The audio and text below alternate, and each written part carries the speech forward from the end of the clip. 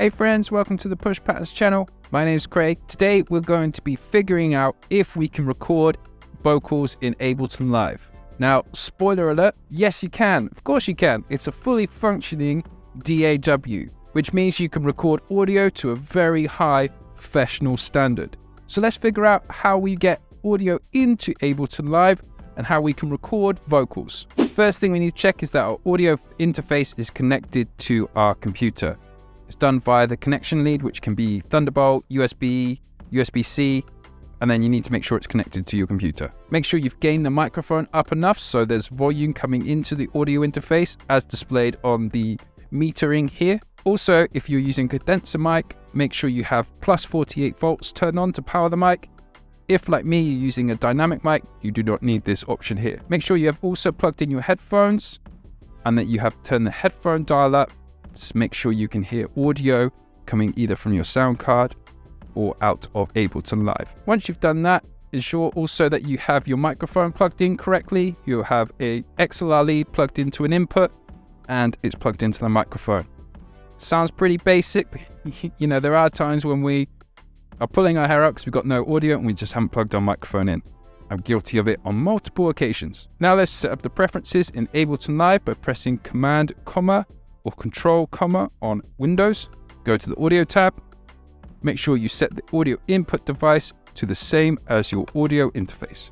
So I'm going to select my Audio ID 14 here. You would then select your audio interface as the output. Mine's different because I'm using some streaming software to share this video with you. You can also select here the input configuration where you can name your inputs. My microphone is coming on input 2, so if I put Vox for vocal short there, press OK.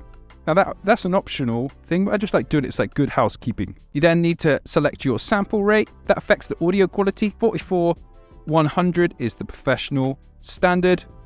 Keep it at that. Then we have the buffer size, which does not affect the audio quality, but affects how you monitor your vocals in and out of Ableton. Now, the lower the buffer size, the less latency you'll get, but the harder it will be for your computer to process everything like your plugins and stuff, and you might get audio dropouts. You can keep a check on this with your CPU monitor up here. This all depends on what spec of read-only memory or RAM your computer has, so get it as low as you can without your computer crashing, essentially. 128 is normally a good level to have it at. I also have done a video on something called direct monitoring. I've put a link up in the video above, and that shows you how to monitor directly from your audio interface so you don't have to worry about getting latency or trying to fix latency within Ableton Live. So once you've done that, you need to go to the channel that you wish to receive audio in, select external in, then choose what input you would like it from. Remember, I named it vocals or Vox, so that makes it super easy for me to find. Then your monitor, so that's how you're going to hear your vocals. Now, if you've chosen to do the direct monitoring option, I put the link above, you would have it off. If you want to monitor it within Ableton, you would simply select auto. And now you would hear the vocals within Ableton. If it was set to off, it would be grayed out like this and you would hear it from your audio interface. Benefits with monitoring it from your audio interface is you have zero latency, because the latency happens with the analog to digital conversion, which is where the audio goes from here into the computer and back out. When you monitor it directly from the sound card, it hasn't done that conversion. When you monitor it from here with auto, it's doing the conversion, so there's a slight bit of latency latency. Like I said before, how much latency depends on a couple of things: how many plugins you have open in your Ableton Live session, the spec of your computer, also just the quality of your audio interface as well. Now it's all set up in Ableton Live session view. I can simply click on an empty clip slot and record. Hello, hello, hello, recording. Hello, hello, hello, recording. Awesome thing we can do is turn on this metronome here, which will give us a click to stay in time. We can also click on this little drop down menu here. We can change the sound of the clip. I'm going to go to wood. I'm also going to give myself a 2-bar counting. So now when I press record, this goes blue, and it starts recording now, and I can turn it off. And it starts recording now, and I can turn it off. Notice how as soon as I press play on the clip here, it automatically played back. Another wicked feature about Ableton Live Session View. If you're new to Ableton Live and you want to learn more about the Session View, click in the link above. I've done a 5-minute video on how all this stuff works.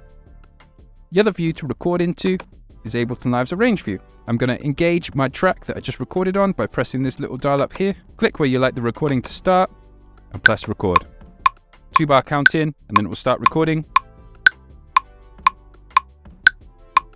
2 2 testing 2 1 2 2 2 2 testing 2 1 2. We have it there. Now the benefit, the other view, is it automatically loops back to us.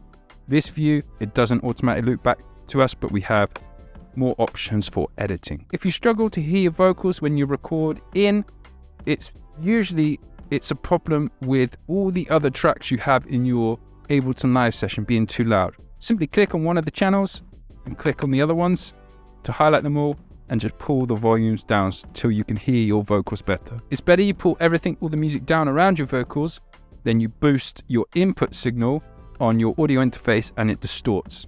Because once it's distorted, it's no good. Hope you found that video helpful and you get set up with recording vocals within Ableton Live. If you found this video helpful, don't forget to like and subscribe.